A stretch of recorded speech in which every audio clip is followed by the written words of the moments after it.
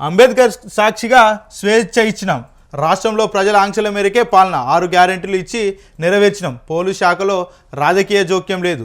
అధికారులు టీవీలో చూశాకే పోస్టింగ్లు తెలుస్తున్నాయి. కొందరు పోలీసుల తీరుతో రాష్ట్రానికి చెడ్డ పేరు. ఎవరు అమర్యాదగా ప్రవర్తించినా అరెస్ట్ చేసి లోపల వేయండి. డిప్యూటీ సీఎంకు చెప్పండి. అక్కడ పరిష్కారం కాకుంటే నాకు చెప్పండి. పోలీస్ శాఖ ప్రజాపాలన విజయోత్సవాలలో సీఎం రేవంత్ రెడ్డి. ఎగ్జిబిషన్లో ఆయుధాలు పరిశీలించిన సీఎం.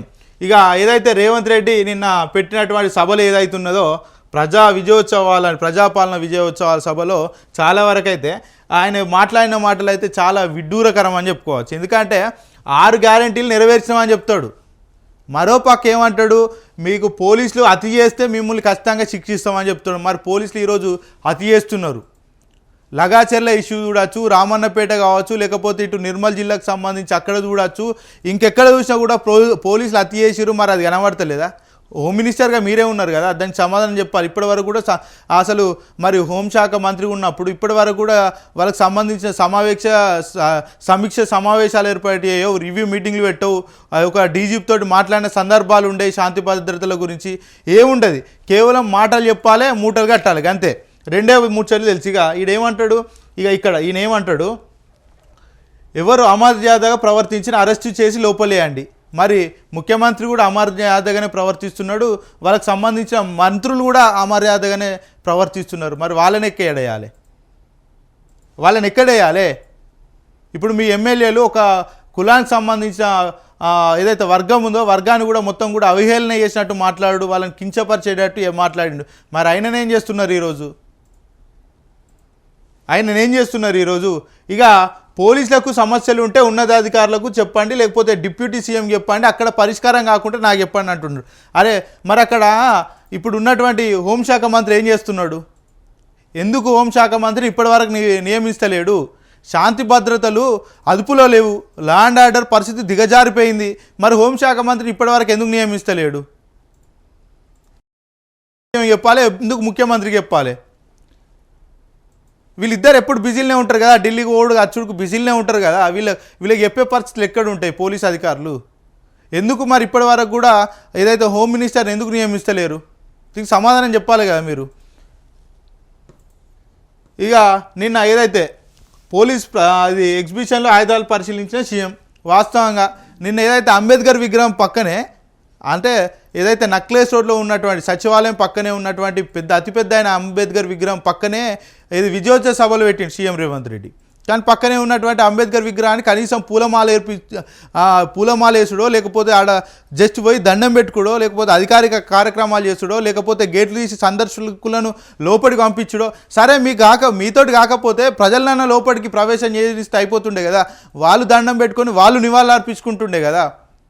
అక్కడ పక్కనే మందు సీసాలు కూడా ఉన్నాయంట. ఎంత దారుణం అంటే, అంబేద్కర్ రాజ్యాంగాన్ని రచించినటువంటి ఎవరైతే అంబేద్కర్ ఉన్నారో ఆయన విగ్రహం పక్కనే చాలా వరకు మందు బాటిల్ కూడా కనిపించిన పరిస్థితులన్నీ కూడా నిన్న కథనాలు కూడా వచ్చినాయి దాని మీద.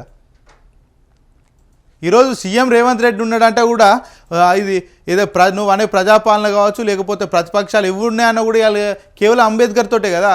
మరి అంబేద్కర్ని ఎందుకు ఈరోజు అవమానించాల్సి వచ్చింది? నువ్వు పక్కనే అంటే ఆ గోడను ఆనుకొనే నువ్వు మీటింగ్ పెట్టినావు, ఆ విగ్రహానికి గోడను ఆనుకొనే నువ్వు మీటింగ్ పెట్టినప్పుడు కనీసం అక్కడ పోలేని పరిస్థితి ఎందుకు చేసినావు?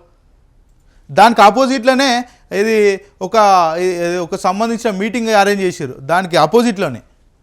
కనీసం అక్కడుండనే మరి గేట్ తిప్పించుకొని లోపలికి పోయి ఒక దండేస్తే ఏమవుతుండే, ఒక నివాళులు అర్పిస్తుంటేమే.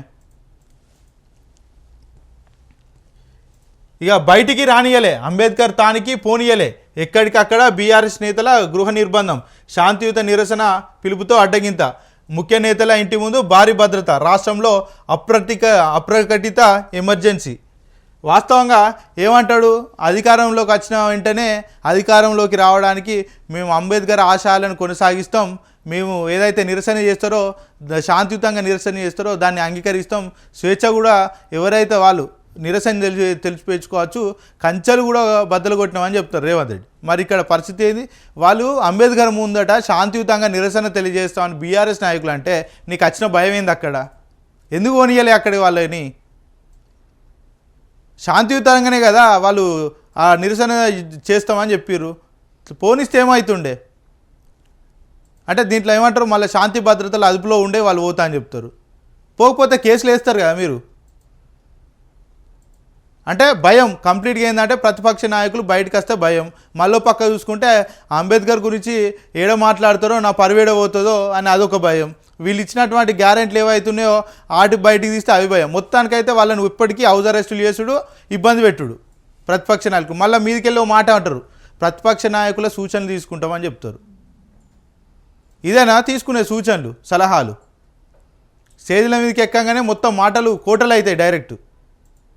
కానీ పనికొచ్చేసరికి ఇక అసలు ఇక వాటి గురించి చెప్పాలి. పనికొస్తే ఇక 0% అవి, ఇక 1% కూడా 0.1% కూడా 0%.